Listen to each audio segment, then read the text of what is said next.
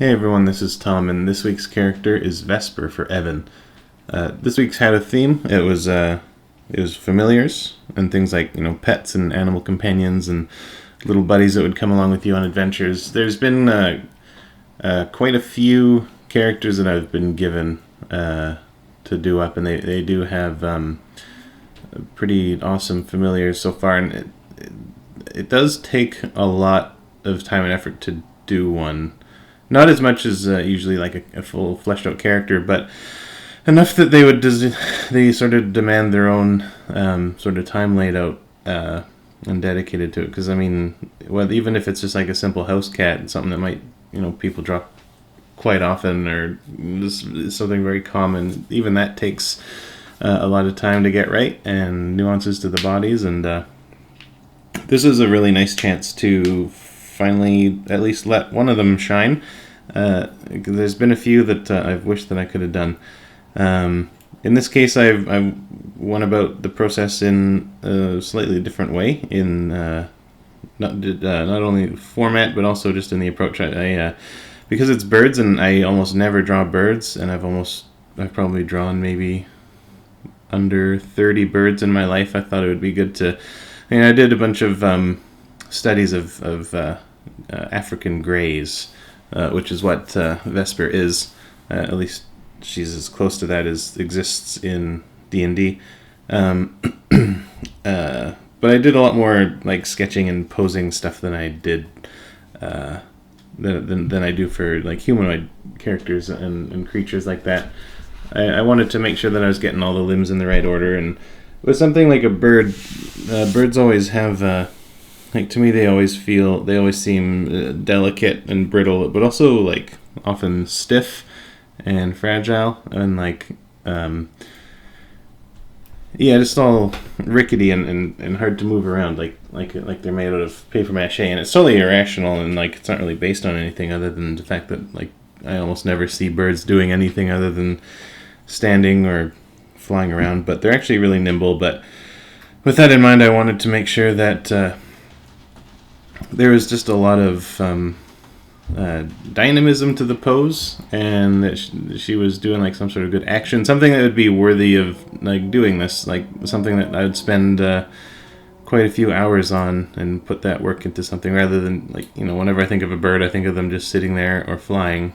But I thought it'd just be too boring. And even if they're another thing too, if they're just sitting there, I don't imagine her sitting on the ground too much, or just standing on the ground, and that would be boring. Or if you had it on a character sheet or in a player's handbook or something, it would just look weird to have a bird just sitting there on nothing. So next step is to have them perched on something like a branch or a wizard's staff. But if it's a branch, you got that awkward situation where you'll have one or both ends of the branch just fading off or being cut off by a border on a frame, and you just have this branch floating in the middle of nowhere. And if you don't have it floating, you'll need to ground it on a tree trunk, and then now you have to set either one or both ends of that. Are you going to show the base of the tree, or are you going to have both things floating off into nowhere? Or if you have the wizard's staff idea, or some sort of stand, it could be like a bird bath, but now you got to do a whole bird bath, and that's got to have a cultural reference and designs and fit into the world. But also, it's not as mobile imaginatively. If you have them set in one sort of culture or place or situation or scenario, then it sort of locks them into a sort of frame of reference. And if they're separate from any sort of grounding object, then you could sort of, it's almost not that you would, this isn't literally what it'd be for, but just clicking and dragging the character into any sort of location or image, even in your mind, just being able to just do that without needing to bring all this extra baggage. It's just a much more universally applicable image. And then also with the wizard staff, is it just going to be standing upright? And then that's kind of weird. Is it just, or is it stabbed into the ground? Who stabbed it there? Why is it stabbed there? There's a whole, either way, it's kind of a boring thing to rant about, but I just wanted her to be in an exciting, energetic pose. She is involved with the adventures somewhat. with her and her, I guess, master, or the main player character. But we'll get into that when I go over her costume and design and everything, or with her story. So another thing that's different this week is I'm trying out a different format. So for the shorter video, it was only 5 or so minutes instead of 15, and it had music instead of nothing. I think 15 minutes is really too long to ask for people to watch, and I figure a shorter time frame of about 5 minutes is a lot more reasonable. And then if I can just throw in music, I still got to look into all the what sort of music I can use and stuff. Make sure that that's going okay. But I think it's an exciting change of pace for that. But also the thing I'm wondering about now, and I'm experimenting with this video, is a 30-minute commentary instead of 60-minute. I'm doing it for this one first because it just seems, with her being a parrot, there's really only sort of 4 main distinct character things that really describe it, and just by nature of being a familiar, there's just less about them to talk about. So it'd be hard to fill in. If I filled in a whole hour, it would be a lot of. I'd have to probably go into just stuff that I've talked about a lot, or answering questions, and that's just sort of strange. So I figured I'd focus more on using that time to talk about the character in particular. And I'm thinking that it might be a good sort of set time to go with moving forward. So for both of those different format changes, for the short video and the long play video, I really want people to let me know in the comments or on Twitter at R&D Fantasy, and let me know which works for you guys. I kind of like the half-hour one just because it's I've got my own reasons. It is a lot of work doing a whole hour, and like being able to set that aside and everything, but I also don't want to just be repeating myself or filling the time with just fluff and stuff we've all heard before, stuff that doesn't matter, just filling time. But yeah, let me know, you guys. But in either case, even though this was a simple character, it was still a joy to do. I knew I had a neighbor that had about 3 birds at a time, and at one point she had when I first knew them, they had a African gray, and she was a real sweetheart. Just a mischievous kind of smile face, and if you were wearing a hat, she would always try to take it off. You'd crawl across your shoulders and grab the brim and things like that. And then making sound effects like picking up the phone and having little conversations and hanging it up. All the sound effects on her own. It was really a sort of a schnook. But they're very sweet animals. Birds are very underrated as far as intelligence and personality goes, and that's kind of one thing I wanted to go for with this character. She does have a personality. As far as that goes, she gets involved in adventures, but she's also described by Evan as being vain, which is good. Actually, I'm just going to go through the character description. It's a short one, but it does the job. So Vesper is an African grey Congo parrot who is the familiar of con-mannish gentleman human thief who has had so many fake names that I actually had to call my DM to see if he had the character sheet that I had his real name on it. Turns out it was Dorian. Vesper has been complicit in many capers, sometimes being offered up as a fake gift to the target in order to gain information from her no doubt prominent perch to help case the joint. On one occasion, she managed to slip a bracelet off the mayor's daughter without the poor girl even realizing it. She also serves as a lookout for the rest of the party, being able to relay short messages and call out alarms. Vesper looks incredibly similar to most African greys, with the exception of 2 jeweled silver bands around each of her legs. These are rings that Dorian procured from their first job together. He also wears silver rings on each of his hands as a sign of solidarity. While it seems unnecessary to give birds items of jewelry, it would seem that she is quite vain, often investigating whatever reflective surface she can find. I actually had a couple crows chase me for a couple blocks because I had my sunglasses on the top of my head. Anyway, back to the story. Dorian has a habit of dressing up in different outfits to suit their circumstances. For example, when they were on a pirate ship at sea, he may put on a pirate-inspired getup, putting a tiny eye patch on Vesper to complete the whole ensemble. We have done a dozen different variations on the theme for this, so anything entertaining you want to see a bird dressed as would be fun. I went with the eye patch. It was just a great pick. Dorian and Vesper are very close, with Dorian often citing her as his only friend, much to the chagrin of the party members they travel with, as they have been adventuring together for quite some time.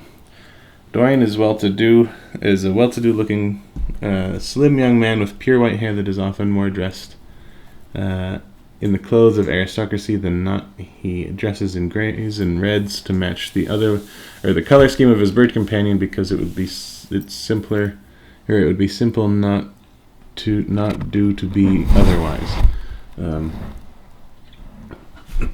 My cat keeps walking in front of my monitor. I had to kind of write this in a rush due to circumstances. Okay, this is yeah. So anyway, he was able to get me all that information. So yeah, really succinct. The few things that I wrote down was that she's an African grey. She's got a little eye patch. She's quite vain, and I don't remember what the last one was, but yeah, I sort of went off the four main sort of things. So, I mean, she is a schnook. She's involved. She's actively involved in these crimes. Like she pilfered that bracelet off the mayor's daughter. Even the idea of her going in as a gift and sort of being like a spy for other people. So yeah, she is dynamic for as simple as she is. She's got spunk. So for the most part, with drawing birds, I'd say they're a lot more complicated than they look, as far as where the joints in their limbs line up, especially all their limbs, I guess I was going to say, especially their wings and legs, but that's pretty much all you got. I mean, even their neck has a lot more going on inside than you'd think, with the amount of S-curving that the vertebrae do. But it's really easy to assume too much when drawing birds. It has always been a big problem with me, and not having nearly enough patience to make sure feathers are laying right or the joints are going in the right direction. It's really easy to assume too much about the details and nuances of the bird's wings and things. But if you don't try to put in the research and get the reference, it just won't feel right, and it just won't.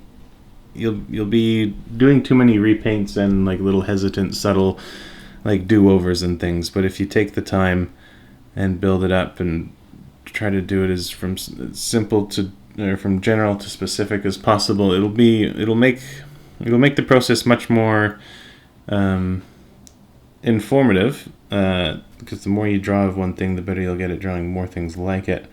But the end result will always just be much more accurate and nuanced and feel so much more, I guess, valid. For me, when it comes to birds, it's largely where the hip, the things that I try to get to and narrow and pin down would be the hip joints and the knee joints and where those are. They're buried deep inside under a lot of meat and under a lot of feathers that obscure where they're going. Also, the bones inside the feet and the toes, the sternum or wishbone and clavicle, and even the shoulder blades are they're all there, but they're all very different than a human, or even any kind of mammal or even reptiles. They seem to almost have their own thing, so you can't just take a direct one-to-one. Even with things as general as pectorals and deltoids and things, they've got their own distinct arrangement. And then also the membranes of skin between the different segments of the arms and stuff. There's a lot going on. Even the curve, the half, the hemisphere sort of curve on the inside of the silhouette of the wing, even that is, it's skin drawn between two, the wrist and the shoulder, and there's no structure. There's a lot going on with the bird, but I can keep saying that over and over and over again. Until you just got to try drawing some birds yourself. Another thing with birds too is that each sort of main like section or type of class of birds, they have definitely very strong overarching general themes, like whether they're a glider or like a raptor, like a predatory bird, or like glider would be like an albatross, or like different sorts of feet, different sorts of wings, different sorts of beaks, different setup for how their eyes are put on the front of their head or the side of their head, or anything. And if you're going to be designing a bird or drawing one that's made up, thankfully Vesper is an existing type of bird, African gray. But if you're going to be designing a bird for like a fantasy world that doesn't exist, you got to look into what does it eat, where does it live, how does it get around, what hunts it, if anything. What does this thing need to have in order to survive, in order to justify its survival? It needs to go through the whole natural selection process. So you can't have like a bird that's like a seed faring bird, like an albatross or a seagull, and it has the pointy wings of a sparrow that are all stubby and short to the body, and you can't have or you wouldn't. Well, yeah, you know what I mean. There's all these different sorts of ranges for birds, and the shape of the beak, the types of feet they have, webbed toes, talons. Do they walk? Do they swim? Do they fly? Do they perch? Do they have the prehensile? Like, do they have the two toes coming in from behind for grabbing branches? And what's that for? And all this. That you gotta really try to read up on birds quite a bit.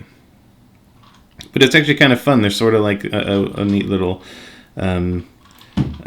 like a Swiss Army knife, where like each part of them serves such a distinct purpose. It's sort of like a build your own monster, where it's like, well, they eat this, so they'll need a beak that's shaped to be able to process this type of food, or they fly in this way, so they're going to need wings like that. And so you get to sort of put it together. And then the great thing about birds is that when it comes to a lot of feathers and plumage and stuff, again, if you're making something new, there's so many different things you can do with birds. They defy all reason with how crazy birds can get, especially with like tail feathers and even like plumage that's like for like mating rituals and sexual selection. There's a lot of freedom, almost too much freedom. Typically with birds, like not so much in jungle birds that I know of, but at least in the places where I live, like male birds have the colorful plumage, female birds have the like dull sort of plumage. They cover the eggs and keep them camouflaged. And actually, there's one really neat adaptation that I learned about birds. That's one of my favorite things about them, is even the shape of their eggs serves a function, or at least it affects its space. It's affected by how and where the bird lives. So, if you have a bird that lives in a field or on the ground, then the eggs tend to be more round or sort of golf ball shaped or just blobby. Even like a chicken or a duck would have sort of eggs kind of like that. But the neat thing was when you see like all the eggs arranged, and then you can see which are the birds that live on cliffs, and they've got a round bottom, like a hemisphere, but then the other top of it is very conical, and it goes in very squat. It's not as tall, and it's a much more angled, very angled inwards. And the reason that's for is it's sort of like if you imagine, you might be just grab a cone and just spin it around on the ground, like just sort of knock it, and you'll see that it doesn't keep rolling. It won't roll off a little patch of stone on a cliff if it falls out of the nest. It'll just spin in a circle and not roll off. And that's a neat thing about birds. So when you're designing creatures of any kind, you're going to have to do a lot of research into evolution and adaptation and how things survive, and there's so many details that just always come up and they'll surprise you, and they're always really fun to learn. There you go. So with Vesper, it was largely a matter of using lots of reference, starting with the skeleton. Sort of hard to find skeletons of particular birds, but you'll get things well enough. There's not much as far as muscular anatomy. If you're working with like a real bird, because you can see so much of the reference, it gets so summarized with or by all the feathers that you could probably head to that stage quite early. Lots of reference for the feathers and things like they've got a definitely like particular look, as far like with the white masking and and around the face and the feathers that lead out from the head with the white trim and the darker sort of inward stuff, or inward coloring. Also another thing that almost tripped me up is the difference between a male and a female gray, African gray. It's a kind of thing that I didn't even think to look at until just before I had started. But knowing bird people, or people who have birds for pets, and how passionate they are and how nuanced things can be, I figured that this would be worth looking into those sorts of differences in case somebody who has a gray or just loves them, they would be able to tell. It's like, oh, this person, they just assumed all the birds are all like, male and female birds are just the same. They didn't do the research there. So thankfully I caught myself, and even after looking into it, there's not too much of a difference, I would say, as a lay person. Hopefully I was able to get it, but it seemed largely they're not as intensely, like the distinction between lighter feathers and darker feathers isn't as distinct, or isn't as dynamic, and they have more rounded white masking around the eyes compared to the males, which have they come to a point out behind the eyes.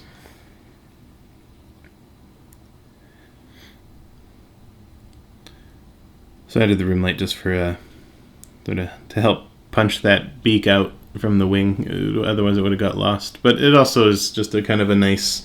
I don't know, with all the I definitely kind of latched onto the pirate, to the pirate imagery and costuming and things, and sort of like the coastal setting. And last time I was at the ocean, there was a sunset, and even just with pirates in general, I picture sunset as being a very nautical time. Not that I think about that a lot, but it just sort of struck me as that would be suitable to sort of help if I'm going to help boost the lighting for this one. It's a very simple character, so I got to put the time in somewhere. So I figured, why not?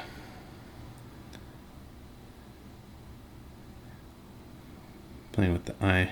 The eyes can be tough to get right because they've got such a cute, almost dopey look to the eyes, but if you have animal eyes of certain kinds that are angled too much in one direction, it can make them look silly or dopey or even too human. Like with an eye like with the parrots, I don't know if they have like eyes that can move around in their sockets, but if it was too rolled forward, I don't recall seeing a parrot moving its eye around. I could be wrong, but if I did move it forward, it would look just like a cartoon character, and that just doesn't work. It ruins the look of the eye.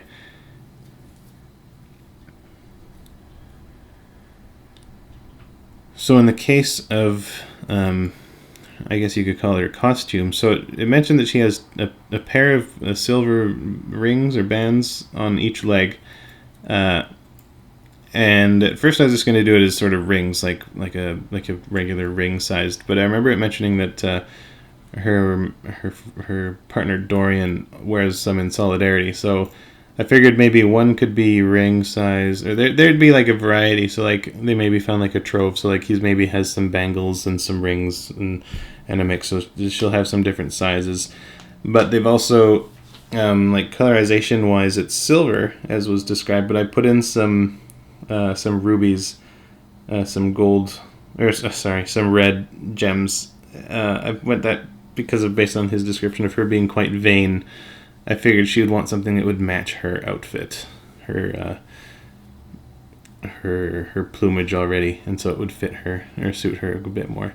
For the eye patch, I went with it just because it was it was a really sort of adorable idea. I didn't hear back from Evan about if there was any other sort of more iconic outfit that would work, but the eye patch was really perfect and pretty adorable and cute, and it goes well with the adventure and mischievous sort of side of her. It's a really iconic sort of piece of clothing. Like an eye patch says all you need to know about the sort of adventures that she's getting into, and like sort of what her day-to-day life would be like. Yeah, she probably lives on a boat or near one, or gets into like she's been around a lot of sword fights and that sort of adventurous stuff. But I wanted to. The only thing I really changed about her eye patch to make it parity is that to make it look smaller, I gave it some large thread around the edge of it, just to scale it. And then, like, because she doesn't have a human-shaped cranium, it can't just be like the single hoop with the patch hanging off of it. It's got to sort of go around under her chin, and then to keep it from rolling around too far or too back, it's got the two branching off sort of stems off the top. So that's all just really practical ways to sort of help dress up an animal. I've often thought about what it would take to dress up pets or animals in little outfits, and sort of how you'd need to alter the cut of the fabric and the way things work on a body that's similar but super different. And yeah, there's a lot of changes you have to make in order to give something human clothing if it's not a human. Actually, while this is loading, I'm going to see if I can remember that. I look up that fourth point about her just in case.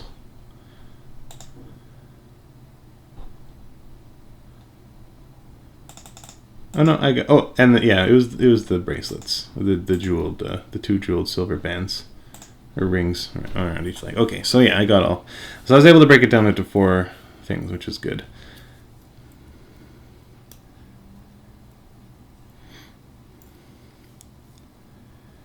Yeah, nice, and I didn't want them to be too even. Whenever I've known, I guess, or seen plenty of vain people or people that are highly decorated with jewelry and lots of bracelets, and they've always got like that excess, like bangly, like lots of bracelets, and they're all sliding around and hanging down their hand. And I wanted it just to give her that sort of like, and then roughing up the feathers. At first, it was just so too orderly and neat, but I think just having her being a bit of an adventure, and also to hopefully to show some sort of age. Having a bit of roughness to the feathers and a little bit of scruffiness would do her well. And same with sort of adding some texture and wear and tear to the feathers. I'll say it. Okay, yeah, she's a tough old bird, I guess you could say. I didn't know that was going to be a pun when I first started saying it, but then it was. That was bad.